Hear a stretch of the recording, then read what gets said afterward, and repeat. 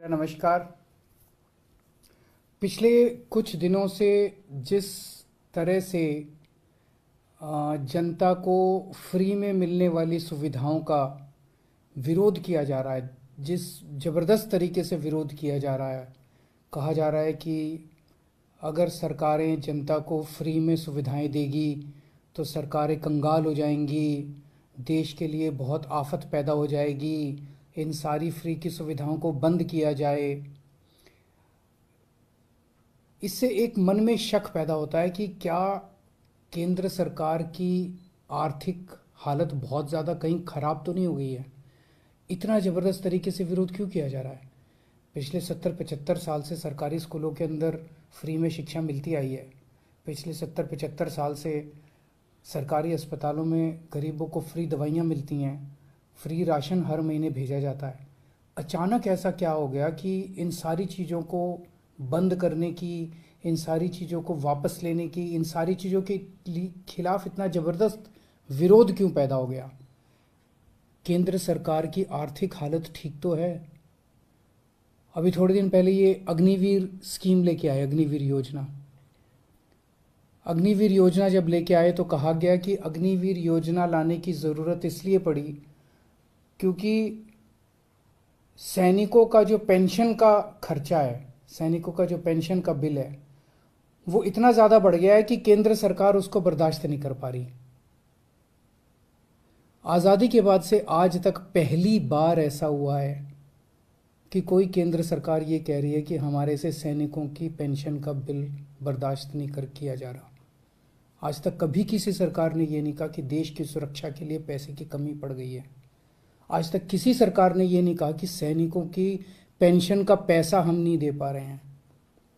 सैनिकों को पेंशन दे के हम एहसान नहीं करते। सैनिक हमारे ऊपर एहसान करते हैं जब वो बॉर्डर के ऊपर अपनी जान दांव पे लगाते हैं। ऐसा क्या हो गया केंद्र सरकार को कि केंद्र सरकार के ऊपर, केंद्र सरकार अब सैनिकों के पेंशन की बिल भी, पेंशन, सैनिकों का पेंशन भी देने की हालत में नहीं बची है और उन्होंने उस पेंशन के बिल को ख़त्म करने के लिए अग्निवीर योजना लेके आए हैं। अभी कुछ दिन पहले कहा गया कि हर 5-5 साल में केंद्र सरकार केंद्रीय कर्मचारियों के लिए एक वेतन आयोग बनाती है। 8वां वेतन आयोग अभी बनने वाला था। 8वां वेतन आयोग, केंद्र सरकार ने कहा है कि अब हम 8वां वेतन आयोग नहीं बनाएंगे। 8वां वेतन आयोग क्यों नहीं, हर 10-10 साल में बनता है। 8वां वेतन आयोग क्यों नहीं बनाएंगे, कह रहे हैं कि हमारे पास पैसा नहीं है, पैसे की कमी है। केंद्र सरकार के पास अपने केंद्र के कर्मचारियों का वेतन बढ़ाने के लिए भी पैसा नहीं बचा। कहाँ गया केंद्र सरकार का सारा पैसा। ऐसा केंद्र सरकार की इतनी बुरी क्या हालत हो गई है कि केंद्र सरकार के पास अपने अपने कर्मचारियों को जो हर बार बढ़ाया जाता था, वेतन आयोग बिठाया जाता था, वो भी नहीं बिठा रहे। मनरेगा, देश के गरीब से गरीब आदमी जिसके घर में कुछ भी नहीं होता, उस व्यक्ति को सरकार साल में 100 दिन की दिहाड़ी का पैसा देती है। 100 दिन का काम देती है और फिर 100 दिन का पैसा देती है दिहाड़ी के हिसाब से। केंद्र सरकार कह रही है हमारे पास वो पैसा भी नहीं है देने के लिए। पिछले साल के मुकाबले इस साल उस पैसे में 25% की कटौती कर दी गई है। देश के सबसे गरीब, सबसे मजदूर आदमी, किसान मजदूर, रिमोट इलाकों में जो देश में रहते हैं, गांव में रहते हैं, वो लोग दिहाड़ी के हिसाब से साल में 100 दिन की दिहाड़ी करते थे और सरकार उनको गड्ढे खोदने का काम करते थे, कहीं कुछ सड़क बनाने का काम करते थे, उनको सरकार 100 दिन की दिहाड़ी दिया करती थी। उसमें भी कटौती कर दी गई है। सरकार कह रही है पैसा नहीं है। केंद्र सरकार जितना टैक्स इकट्ठा करती है देश भर से, उसमें से एक हिस्सा राज्यों को देती है। अभी तक ये था कि 42% उस टैक्स का हिस्सा राज्यों को देना होता था। पिछले कुछ वर्षों में ये भी घटा के 29-30% कर दिया गया है।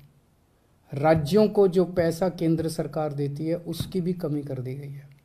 कह रहे हैं पैसा नहीं है। आखिर गया कहाँ केंद्र सरकार का सारा पैसा। 2014 में जितना टैक्स इकट्ठा करती थी केंद्र सरकार, उससे तो दुगना तिगुना टैक्स इकट्ठा हो रहा है आज की डेट में। ये सारा पैसा जा कहाँ रहा है? आज़ादी के बाद से आज तक, अब 75 साल मना रहे हैं हम आज़ादी के, पहली बार एक गरीब आदमी की गेहूं और चावल के ऊपर टैक्स लगाया गया, खाने पीने की चीज़ों पे टैक्स लगाया गया है। कभी नहीं लगाया, किसी सरकार ने नहीं लगाया। सबसे क्रूर चीज है ये। एक बिल्कुल गरीब आदमी, एक भिखारी जिसके पास कुछ नहीं होता, वो भी मार्केट से जब गेहूं और चावल अब खरीद के लाएगा, उसको उस पर टैक्स देना पड़ेगा। किसी सरकार ने इतना क्रूर कदम नहीं उठाया था। गेहूं पे टैक्स लगा दिया, चावल पे टैक्स लगा दिया, गुड़ के ऊपर टैक्स लगा दिया, शहद पे टैक्स लगा दिया, छाछ पे टैक्स लगा दिया, लस्सी पे टैक्स लगा दिया, दही पे टैक्स लगा दिया, पनीर पे टैक्स लगा दिया। क्या जरूरत पड़ गई? क्या ऐसी क्या हालत हो गई केंद्र सरकार की कि गरीब से गरीब आदमी के खाने के ऊपर टैक्स लगाने की नौबत आ गई, जो आज तक 75 साल में कभी नहीं हुआ था। और केंद्र सरकार ने पेट्रोल और डीजल के ऊपर इतना टैक्स लगा रखा है, हर रोज बताते हैं 1000 करोड़ रुपए का, 1000 करोड़ रुपए की पेट्रोल और डीजल से टैक्स पे आमदनी होती है। साल में लगभग 3.5 लाख करोड़ रुपए की आमदनी होती है केंद्र सरकार की, पेट्रोल और डीजल पे जो टैक्स लगा रखा है। कहाँ गया ये सारा पैसा?